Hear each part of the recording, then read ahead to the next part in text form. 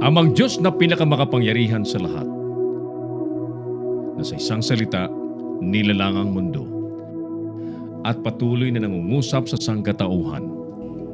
Taos-puso ang aming pasasalamat, kaming mga naglilingkod sa bayan bilang online media broadcasters, mga mobile journalists at 10 ng aming mga kapatid sa pamamahayag.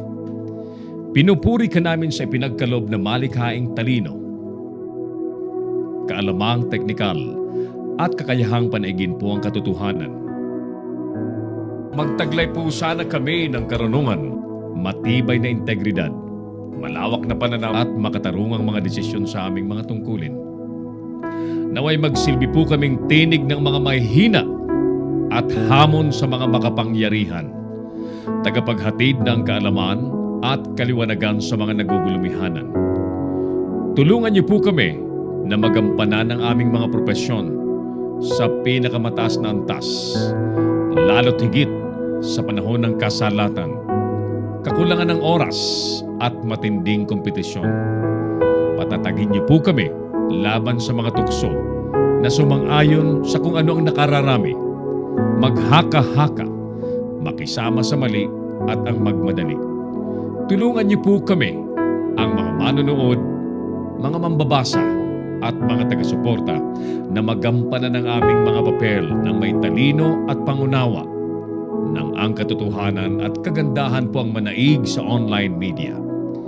Iniaalay po namin ang panalangin ito sa ngalan ni Jesus na tagapaghatid ng magandang balita, naghayag ng kanyang katotohanan at nag-alay ng kanyang sarili sa sanlibutan. Amen.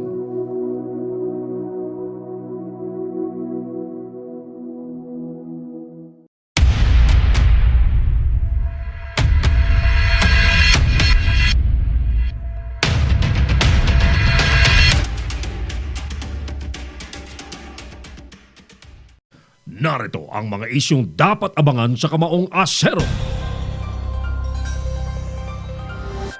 BFAR tutol sa suwestyong pagpatrolya ng mga mangingisda bilang auxiliary team. OSG tinutulan ng martial law compensation galing po sa mga paintings ni Imelda. Mga reklamo naman hinggil sa pagpapakalat ng sex video scandal, lalong dumadami daw ayon sa NBI at sa PNP. Dating hepe ng pulis, kinasuhan dahil po sa fake news or fake FB account versus Iloilo congressman. Transport Group pabor sa surprise mandatory drug test ng PIDEA.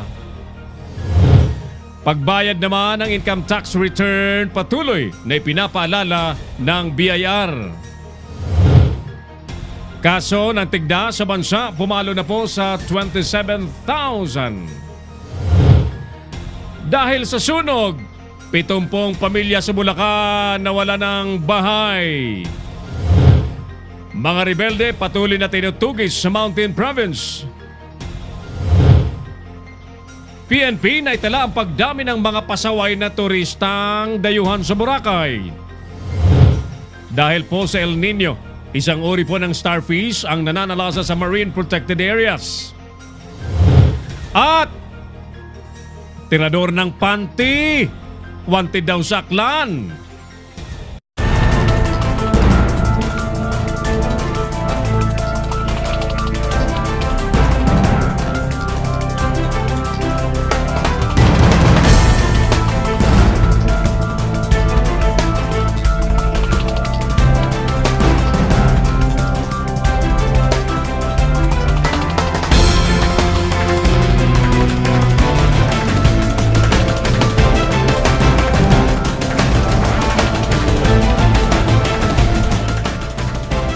Live from the studios of Leader News Philippines, Herald Dakame of Kamaong Asero starts now!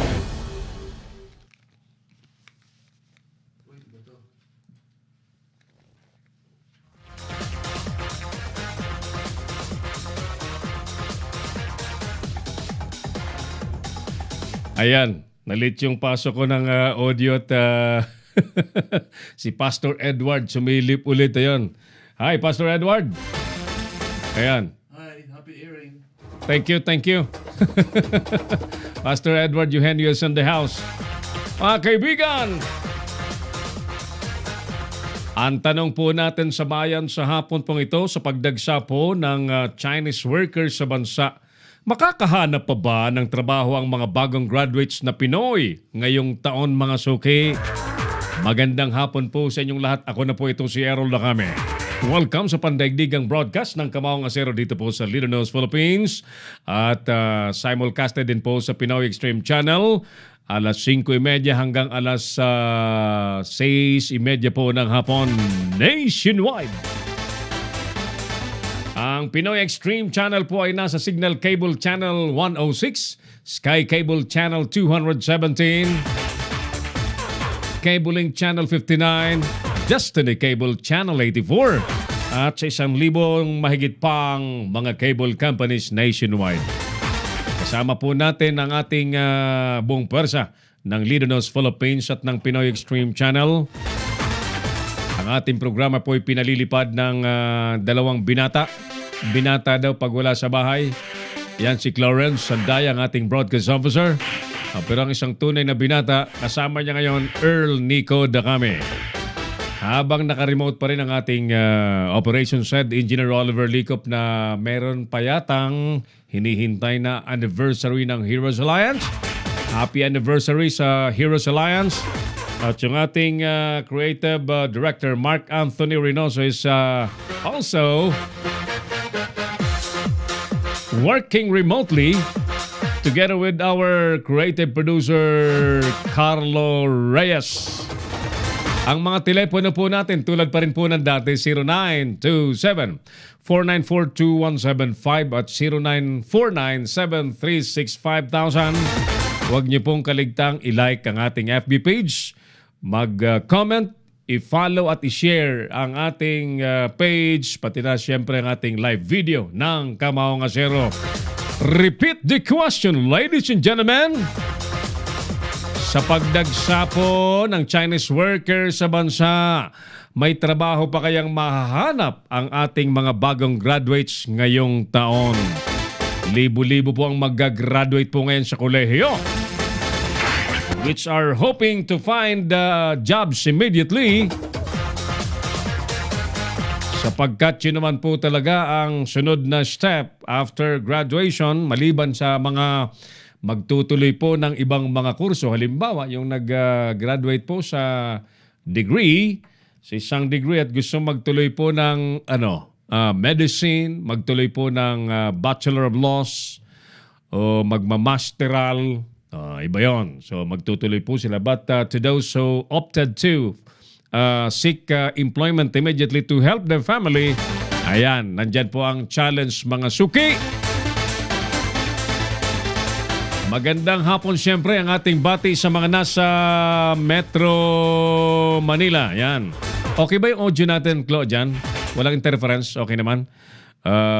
Mga nasa paligid po ng Kalakhang, Maynila, mga nasa Central Luzon, nasa Calabarzon area, nasa buong Luzon. Yan. Nasa buong Luzon, Visayas, Mindanao, at sa buong mundo. Sapagkat ang ating programa po ay napapanood worldwide. Nagtatampo itong aking headphone lang. Dito siguro ito sa jack. Sa pagdagsa po ng mga Chinese workers sa bansa, mga suki, makakahanap ka agad kaya ng trabaho ang ating mga bagong nagtapos o magtatapos. By the way, ang buwan kasing ito ay talagang kapanahunan or season po ng graduation. Well, mula po sa kindergarten, elementary, high school, and colleges ay talagang sa mga panahong ganito, nagtatapos po sila ng kanilang pag-aaral. Ayos! Alright, so sige. Diretso na po natin ang ating programa sa pamamagitan muna ng mga reports. China dapat daw magpakita ng sinseridad kung makikipagkaibigan sa Pilipinas. Detalye ng report na yan hatid na sa atin ni paring Jojo Sikat live mula sa Senado. Yes, paring Jo, magandang hapon. Pasok! Nananawagan itong si Senador Wing Gatchalian sa gobyerno ng China na dapat ipakita nila ang good faith na sincero silang makipagkaibigan sa Pilipinas. Ito yung naging reaksyon ni Gatchalian sa panibagong kontrobersya sa China ukol sa pagsulpot ng napakaraming Chinese vessel sa Panatag Shoal kung saan pinagbabawalan ng mangisda ang mga Pilipinong mangingisda. Ayon sa senador, kung talagang sincero ang China sa pakikipagkaibigan sa Pilipinas, dapat napayagan ng mga Pinoy na mangisda sa Panatag Shoal dahil sa teritoryo naman ito ng Pilipinas. Lumabas kasi sa report na itinataboy ng mga Chinese vessel sa lugar ang ating mga mangingisda na tanging iyon lamang ang kanilang kabuhayan. Dagdag pa ni Gatchalian, kung patuloy na itinataboy ng Chinese vessel sa mga Filipino fishermen, mawawalan ng tiwala ang ilan sa tunay na layunin ng China sa pakikipagkaibigan sa Pilipinas. Ayon kay Gatchalian, kung tinatrato tayo ng China na kaibigan, dapat payagan na yung mga fishermen natin na mangisda doon. At dahil itong mga mangingisda natin ay gusto lang naman nila hanap buhay. Hindi naman sila pupunta doon para sakupin ang Panatag Shoal. No? So, ang gusto lang nila maghanap buhay para may mauwi sila sa kanilang pamilya. So, looking at that humanitarian aspect, dapat payagan ng China na mamuhay sila doon, maghanap buhay sa Panatag Shoal. Unconditional. Unconditional. And I think that is, yan ay mga hakbang para tumibay yung ating relasyon at magkaroon ng tiwala sa isa't isa. Pero kung yung pinakamahirap na sektor ng ating bansa ay hindi pinapayagang mangisda doon, paano tayo magkakaroon ng tiwala? So, mutual effort ito sa pagbubuo ng tiwala. At moving forward, tingin ko dapat bigyan ng prioridad ng China yung pinakamahirap nating mga kababayan. Ito yung mga mangingisda natin na naghahanap buhay. kasabay dito, pinuna naman ni Gatchalian ang naging aksyon ng Bureau of Fisheries and Aquatic Resources o BIFAR na pinayuhan ng mga mangingisda na huwag na lamang mangisda sa Panatag Shoal kung saan may presensya ng Chinese vessel. Dismayado si Gatchalian sa naging pahayag na ito ng ahensya kung saan sa halip na pagbawalan ng mga mangingisda, dapat na maghain sila ng Department of Foreign Affairs ng diplomatic approach ukol sa ginagawang pangaharas ng Chinese vessel sa Panatag Shoal sa ating mga mangingisda. Ito si George Sikat, nagulat para sa Leader News Philippines. Si Errol Dacame, ang Kamaong Asero. Thank you, paring Jojo, sa report na yan. Alam niyo po ba, sa dinami-dami ng mga government officials, ay pinahahanga po tayo sa napakagandang statement. A statement of being a nationalistic ni Senador Sherwin Gatchalian, yung aming senador sa Valenzuela City. Apo, and take note mga kaibigan, magmumula pa sa isang Pilipino na may lahing Chinese ang pananalita, di ba?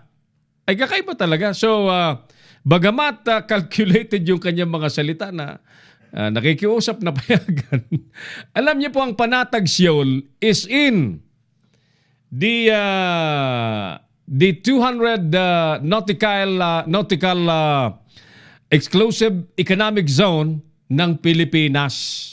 Ayan. At tama din yung puna ni Senator Wing Gatchalian dito kay Gonggona.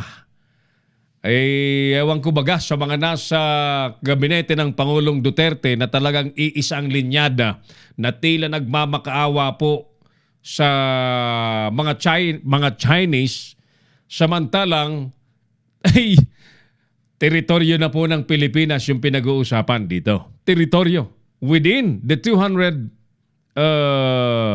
exclusive nautical miles, exclusive economic zone po ng Pilipinas.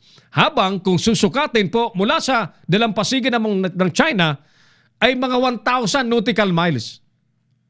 So, kung ang lahat po ay marunong na mathematics, alam na natin kung sino talaga ang dapat may eksklusibo at wala pong makukustyon na karapatan ng mga Pilipino. Pilipinas dapat. But, well, yung statement po ng Senador Sherwin Gatchalian, ako nga, hinihintay ko po yan sa bibig mismo ng Pangulong Duterte na siya pong nagsulong ng friendly relationship sa China. So, okay naman talaga yun na makipagkaibigan. But, yan, yung nakikita ho ni Sherwin Gatchalian at nakikita ng mga Pilipino ay questionable ang sinseridad at questionable po ang totoong pakay ng China sa ginagawang yan sa ating teritoryo. Very, very questionable. Ngayon, kung yan po ay hindi pa rin po nahahalata nang dapat po ay naglilingkod, mga naglilingkod para sa interes po ng Pilipinas, Diyos ko po, ang tanong natin dito ay saan ba pupulutin tayong mga Pilipino na tila baga sa sariling bansa natin ay tayo nang pinagbabawalan ng ibang lahi. Ayan. Kailan pa kaya magigising ang ilan po nating magagaling na naglilingkod po sa gobyerno? Alright, diretso pa tayo sa ibang mga balita. Ika-4 daw na taon ng BodyCon 2019. Yan. Para daw sa magandang kalusugan ang focus. Alamin natin ang pangkalusugang report ni Mike Francisco. Yes, Mike. Go ahead, please. Health is wealth. Masayang sumabak ang mga candidates ng BodyCon 2019 noong nakaraang Webes para sa kanilang grand finals na ginanap sa Music Museum Green Hills, San Juan. Hello, my name is Nicole Nason, and I am the Senior Manager for International Franchise Operations for Gold's Gym International. And I'm Alexandra Marie Derit, and I'm the Director for Business Development of Gold's Gym Philippines. So BodyCon is our annual search for our next fitness ambassadors. And unlike any other pageant or model search in the Philippines, we don't only look at how the person looks and how their body is, but we also look at their personality and their fitness story and advocacy. BodyCon is really a celebration of fitness and how it impacts and touches the lives of everyone in the community. So we're really excited to do this for the 4th time. Gold's Gym, our mission is to help people achieve their potential through fitness. And so that means each individual person is able to find something that's fun, that meets their needs, and that helps them achieve their fitness goal with Gold's Gym. Nagmula ang mga kandidata sa iba't ibang branch ng Gold's Gyms dito sa Metro Manila para magtagisan ng magagandang katawan sa pamamagitan ng pag-exercise araw-araw. Actually, gusto kong imbitahin everybody who watches, kung sinong nanonood dito.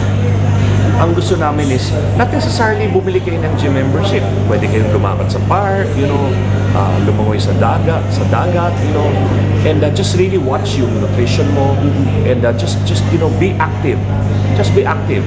Wag lang yung nakaupo the whole day, move around, We want to encourage everybody that to living a healthy lifestyle, and we live much longer. And yung iba naman, hindi lang naman na-exercise iba para lang gumanda at ano. Yung iba is pag nasa sports ka, kung pupunta ka sa gym, mag-exercise ka, it will develop your sports skills. Regardless kung anong sport, Gold's Gym or any fitness club, any fitness place will develop yung foundation. That's the most important. Build your foundation, build your core, and then you can do your whatever activity you want to do out there in the real world. Nagwagi sina Enzo Bonoan at si Michelle Arceo bilang Mr. and Miss BodyCon 2019 at nakatakdang maging ambassador ng Gold's Gym sa Pilipinas ngayong taon. Mula rito sa Green Hills, San Juan, ako si Mike Francisco, nag-uulat para sa Leader News Philippines. Si Errol Dacame, ang Kamaong Asero.